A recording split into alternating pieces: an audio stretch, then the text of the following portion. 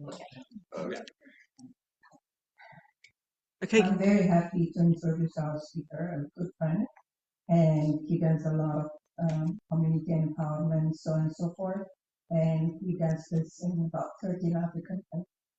And he can introduce himself better. But we are happy to welcome Mr. Ramses Rashidi.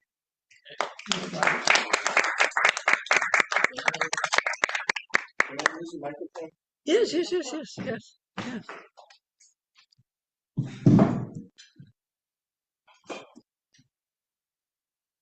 Yeah. Thank you so much. Thank you, Julie. Thank you, everybody, for giving me the opportunity to make this presentation. Obviously, a subject that is very close to my heart. And to give you, actually, I'm wondering if it's possible to create like a circle of unity. Have you ever, is that possible? Or is it difficult? It's difficult. It's difficult. Okay. All right. No problem. So, community empowerment. Let's ask some questions. Maybe, we have different understanding of what community empowerment means. Maybe in a couple of words. Yes. For one thing, what is community empowerment? Yeah. Define your term. Okay, define your terms. Okay, what is community empowerment? But you're asking us to give our impressions of what community empowerment is. Yeah, because Okay. I feel that it's important that we're on the same page before we get started. So what is community? If you could say one word about community, one word about empowerment, what would that be? In 2 words, yes. Giving awareness. Giving awareness, okay? Anybody else? Unity. Unity, okay. Anybody? Mutual aid. Mutual aid. Mutual aid, okay. Any more? Daily conversations. Okay. Very good, very good. Education. So, yes, please. General education. General education, okay. Sharing ideas. Yes, sharing ideas. So I think everybody is correct. That's the good thing about community empowerment is something that we as human beings have been in the process of since the beginning of history.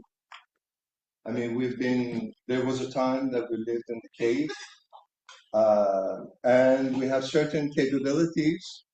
And then, of course, we came along and there was a lot of development, a lot of empowerment. And we're talking about the age of exploration, for example, how the United States, basically back in the days was kind of discovered by Europeans, and it laid the foundation for what is the United States today. Later, of course, we're looking at industrial revolution. It was a kind of a point of really huge change in the history of humanity, at which point the empowerment really took on a whole new meaning in terms of, for example, our education system here in the US. Actually, our education system today, our curriculum, really goes back to industrial revolution and critical thinking, because that was the idea. And of course, the general sense that I want to share with you is that community empowerment has many dimensions. It has a spiritual dimension. It has a human or mental dimension, and it has a material dimension or body. So traditionally, there has been, for example, the church community has been in charge of spiritual empowerment, right? Would everybody agree on that? Yes or no? And we have delegated the kind of the mental part of it, maybe to the education system or to the schools, or for the body part of it, maybe some other, maybe the gym kind of was the place where empowerment. So it's interesting to see that in today's global community, we are really struggling in bringing these different elements closer together, the spirit, mind, and body. A lot of times we seem to be functioning in one mode or the other. You know, for example, when we look at, if we look at empowerment, community empowerment, in terms of the advancement of civilization, if that is something that has been pretty much the goal, and it's right now, hopefully, it's the goal of taking civilization to the next level. You know, you look at this building or beautiful structure, you look at the technology that is out there in terms of the world, you know, what is happening with development in different parts of the globe, people's understanding of things, you know, whether it's spiritual, material, or otherwise. So talking about the advancement of civilization, I think one thing we can identify that it really has two dimensions. It has the spiritual dimension and it has the material dimension. And of course, you know, today we're focusing on the material dimension a lot more than the spiritual dimension because the cost of living is very high.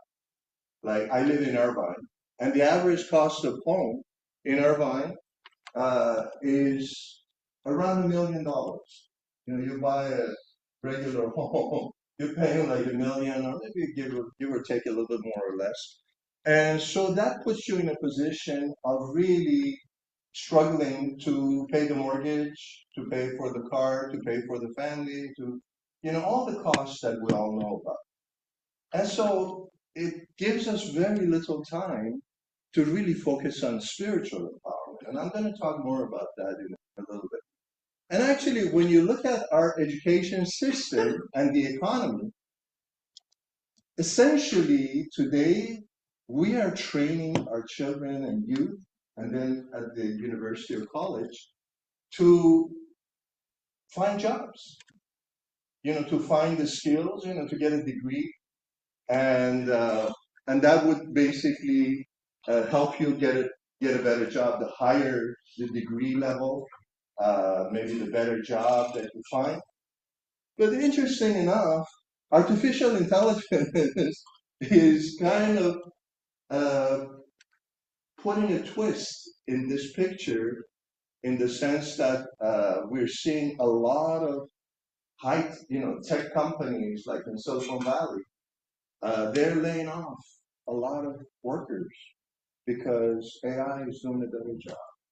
AI is doing their work, maybe for a fraction of the cost of what it would, you know, cost you to hire someone. In my research, especially this past few years, I started thinking about, you know, this whole thing about AI, artificial intelligence. And then in my research, I came across the concept of higher intelligence. So what is higher intelligence? Anybody has any, if you could say one word about higher intelligence, what would that be? And by the way, I consulted with AI and it gave me a word, which I will share with you, but I'd like to hear your thought. What would be higher intelligence? One word. Say thoughts. Conceptualization. Conceptualization. Conceptualization. Illuminated. Okay, that's getting close. Education. Self-awareness. Okay. Self-awareness. Enlightenment. Yes. Enlightenment. Okay, enlightenment. We're getting closer. The first word that ChatGPT gave to me was spiritual. Oh. Interesting. Yeah, the word that I got from ChatGPT was higher intelligence is spiritual intelligence.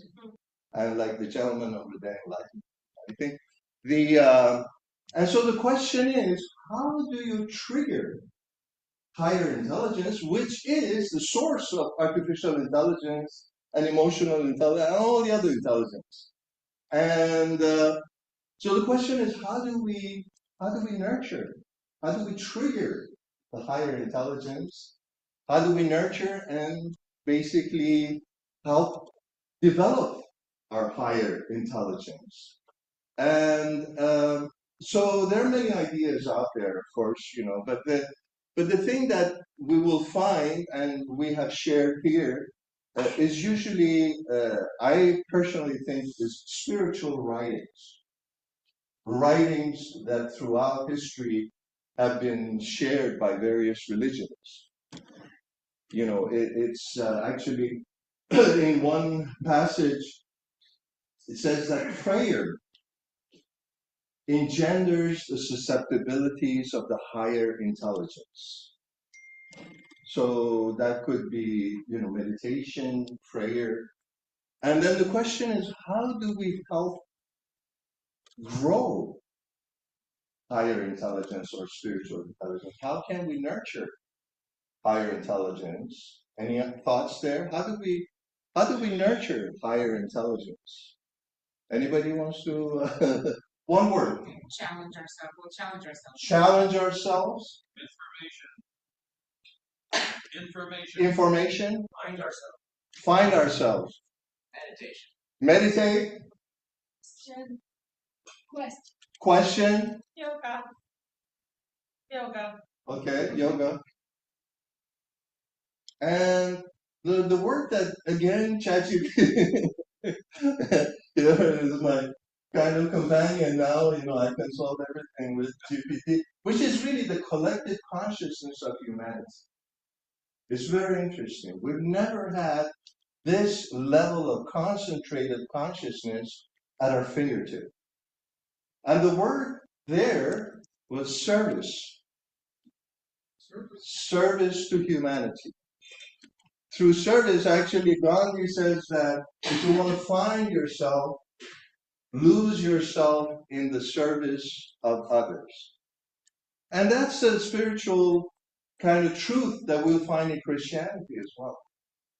In Christianity, basically, Christ invites us to love our neighbors and to really go beyond self, to forgive, maybe to kind of to serve. And actually, when you look at the early disciples, and there's an example that when after the crucifixion of Jesus Christ, that there was a meeting of disciples in hiding. They were really kind of in great danger. Anybody who was a Christian, if people would find out, they would be crucified or they would be persecuted. And they got together, and after consultation, they decided to serve by going separate ways and spreading the message of Jesus Christ. So higher intelligence, here, and I think I have a lot of thoughts on that to share with you later. But if we were to focus on this, in light of what is happening, artificial intelligence, we could have a whole new way of looking at how we can empower our children and young people for this new age that is coming, that is evolving. And by some statistics, right now, 40% of the workforce in the US, 40% of jobs in the US are being done by automation and now AI, basically. By 2030, that number is going to be 80%. So the question is, so what is the place, where do we fit in?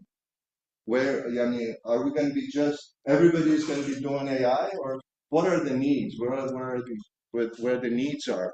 And that's something that I think that I will share with you at the end. In terms of community empowerment, we'll have a chance also to maybe have some question and discussions. So continue to talk about community empowerment, then the idea of innovation. So we talked about higher intelligence, we talked about AI, which is the latest innovation. And I think that higher intelligence or spiritual intelligence plays really a big role in this process. So in terms of thinking of innovation. And traditionally, when we say innovation, we're thinking technology, right? We're thinking technology is, but what if we were looking at social innovation? What would be an example of social innovation? Facebook. Say it again. Facebook. Okay. Anybody else? Social innovation. What? Wikipedia. Oh, Wikipedia. Yes. Cooperatives. Cooperatives. Okay. Anybody else? Social innovation. The telephone. Okay. Idea of equality. Okay. Whatever odd language one of my Discord friends speaks. I swear. Yeah, I think again, I mean, we know about economic and ecological is more obvious, but social innovation, I think, the fact that we're here today, the fact that we're connected, we're talking about spiritual concepts and the community empowerment. In our organization, nonprofit, we focus on 3 areas for social innovation. First is personal development and acquisition of virtues, especially with children, character development.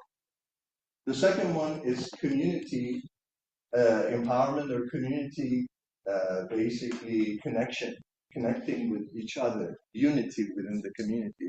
And the third one, we talk about the idea of organization, being able to organize ourselves and various activities for the sake of coming together. And this is an organization right here.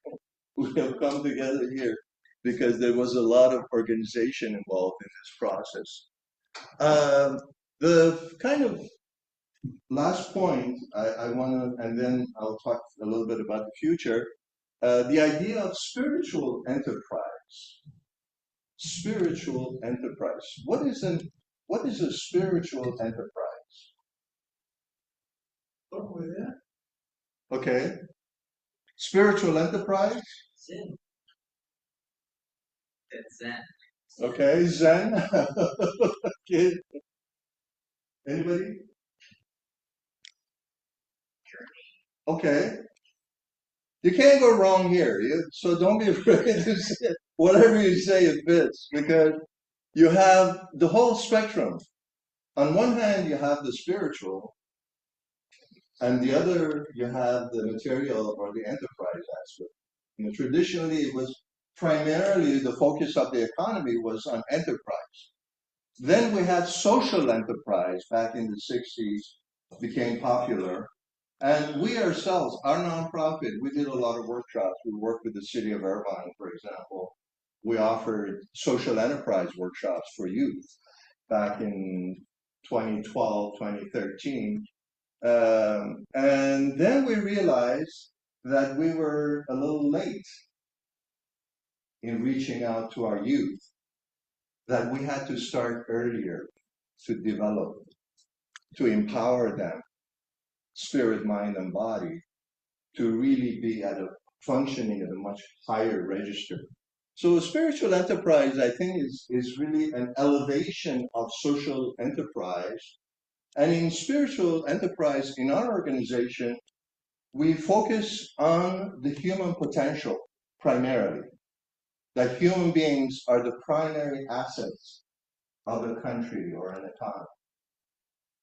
That, human resources, the development of human resources and the development of the material resources should be like the 2 wings of the bird of progress.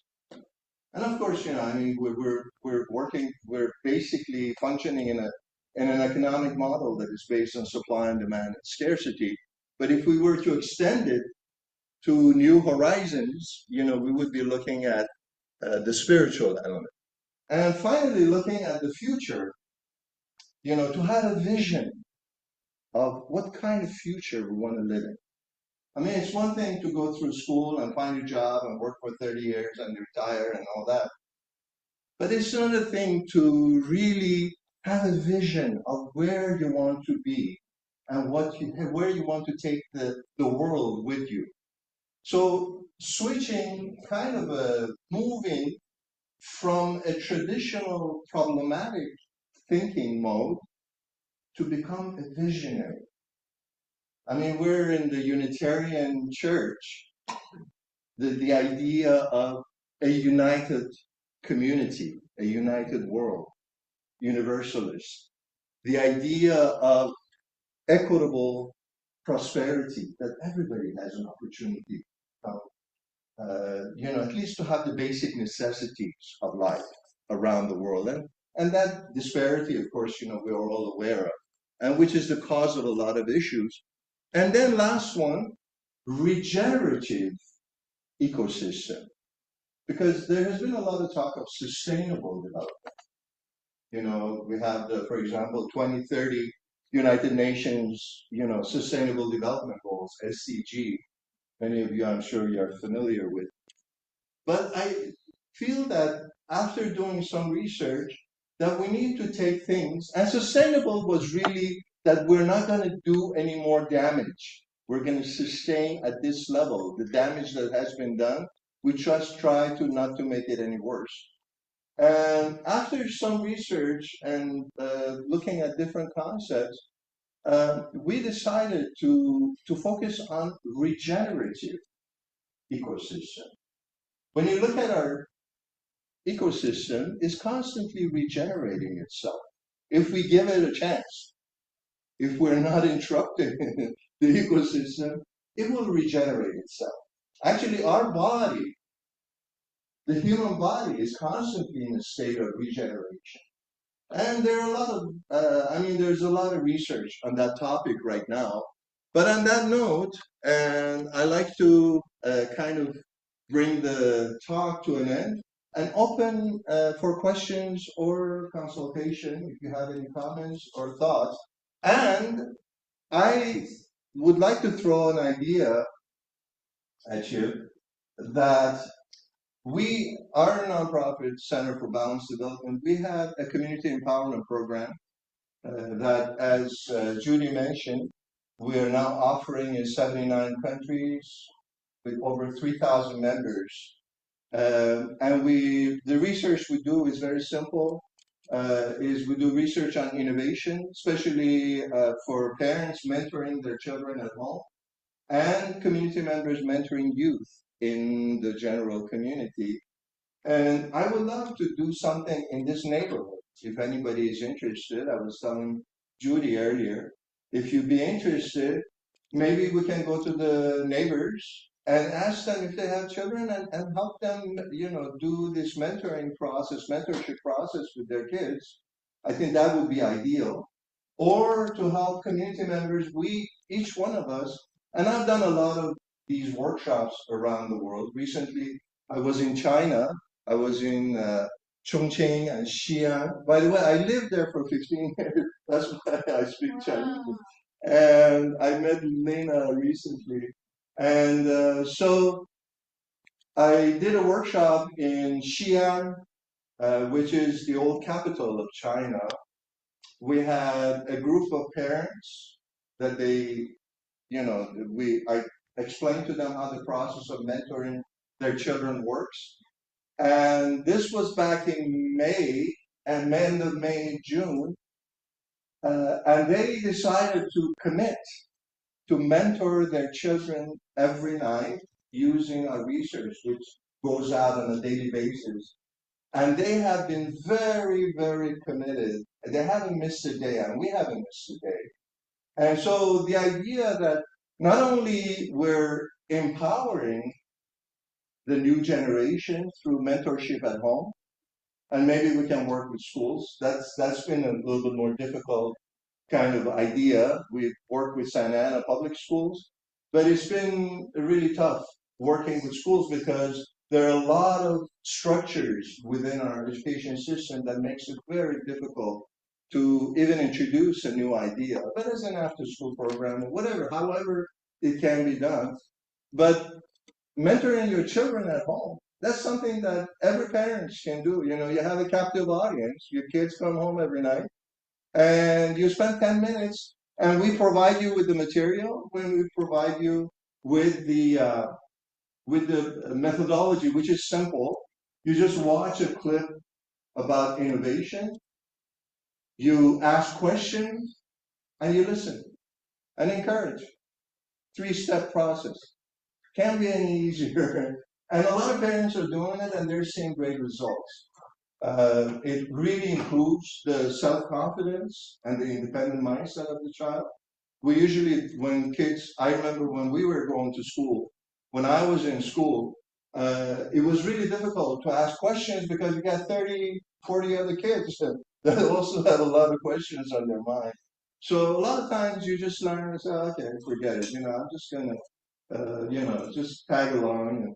But if we could really focus on one-on-one mentorship, which can happen easily at home, it can be really, really, really wonderful. And the extent of our research on innovation, as you can see here, it covers social, economic, ecological, just about every aspect of human life that you can imagine. And we usually couple the topic of the week on innovation with the virtue of the week. So kind of a very non-denominational spiritual dimension. And it seems like whether the parents are from various religious background or non-religious or whatever, that they are taking on to the process. And we're very delighted. And actually, that's how I met Judy. We've been talking. Judy has been really very supportive of our program. She has shared it with her family in Africa and other places. And I would like to extend that invitation to all of you. If you'd be interested, I'm at your service. So with that being said, if you have any questions, please. Yes, please. Why is your target audience children, and is it based on religion? Can you please give an example of innovation and such that the children would listen to? Yeah, for example, the topic this last week, we just finished today, was housing. The topic of housing, homes. Okay. And exploring the topic of housing. On Monday, we shared a little bit about, housing, maybe different types of home around the world. On Tuesday, the history of housing. On Wednesday, we talked about challenges and the need for housing around the global housing crisis. On Thursday, innovation concepts in housing, tiny homes. On Friday, we talked about housing in the global community, what is happening. On Saturday, we talked about the future of housing, usually AI models that put out, especially eco homes, which we are also doing a lot of research. And on Sunday was about service project. The virtue of the week was simplicity. So on Monday, you ask your kids, so what is simplicity? On Tuesday, maybe the kid draws a picture. On Wednesday, you ask the kid to write a story. And I think that based on our work, we started our nonprofit to focus on government consulting because we felt like what we were saying was a macro picture. But through the last 30 years, we've come to the conclusion that if we want to really, empower the community, the best place to start is with the 4 and 5-year-old. Is it religion based? No. And does it cost anything? No, it's free of charge. Yeah, it's non-denominational, free, open to the public, and we are on 3 platforms. We are on WhatsApp, WeChat, and Telegram. The other thing that's been found is very good benefits from educating young women. We are finding that, especially when it comes to a lot of countries, maybe in Africa or South America or even in Asia, that usually the mother is doing the mentorship, and she is also being empowered by learning about the latest innovation. So it's kind of a process where whoever gets engaged, you're benefiting maybe more. I was mentoring a 16-year-old from China for 2 years. And I can tell you that when we were doing the presentation at the Global Mental Health Conference, I invited him to be a speaker, a 16-year-old.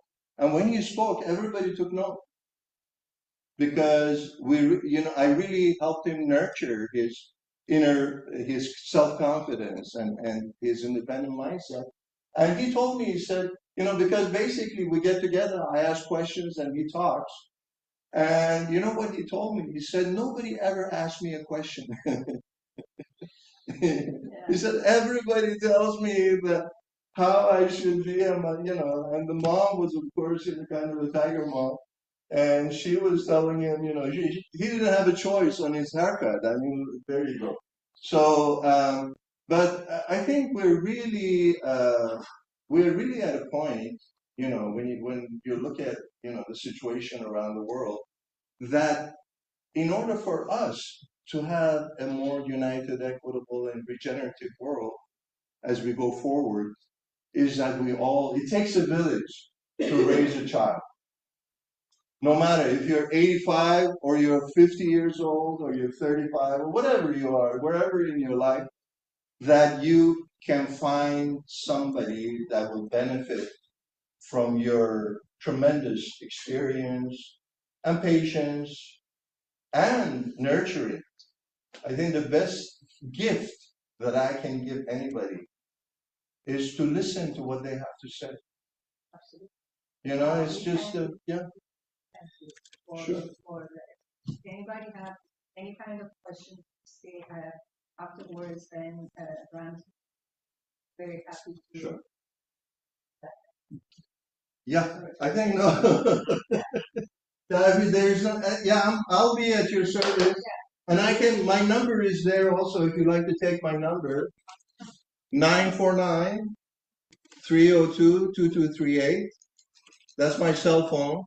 You can send me a message. If you're on WhatsApp or WeChat or any other, Telegram, these are the three platforms we use. I can invite you. Huh? Website? Website also is cbd21.org. It's right there. Actually, you have the slide. Thank you.